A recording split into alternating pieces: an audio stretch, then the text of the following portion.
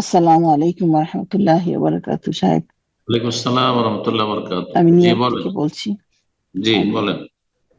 আচ্ছা, মহিলাদের পিরিয়ড অবস্থায় নাকি কোরআন মুখস্থ যেগুলো আছে এগুলো এগুলো কি মানে কন্টিনিউ ভাবে পড়া যায় না, ভেঙে ভেঙে পড়তে হয়, এটা কি সঠিক? মাসালায় দুটো মত আছে। একদল বলছেন যে না, মাসিক অবস্থায় কোরআন স্পর্শ তো কারো কাছেই করতে পারবে না, ছুঁয়ে পড়তে পারবে না কোরআনে কারীম মুসহাফ। কিন্তু মুখস্থ যদি পড়ে অথবা সামনে রাখা আছে রেহেলের উপর বা কোথাও টেবিলের উপর পড়ছে, স্পর্শ করছে না, তাহলে জায়েজ কি না? একদল বলছেন, বড় একটি দল, যে জায়েজ নয়। আর একদল বলছেন যে জায়েজ রয়েছে।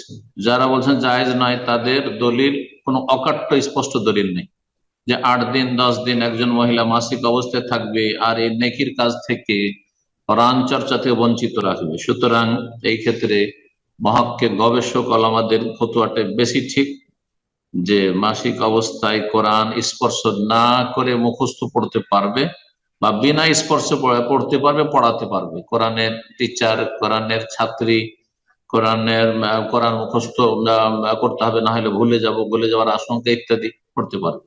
আর যেগুলো সকাল সন্ধ্যার জিকির আজকার, ঘুমের জিকির আজকার, যে কোরআনের সূরা, এগুলো কিন্তু পড়তে পারবে, কোনো অসুবিধা নেই, এগুলোতে কোনো ইখতিলাফ নেই, পড়বে।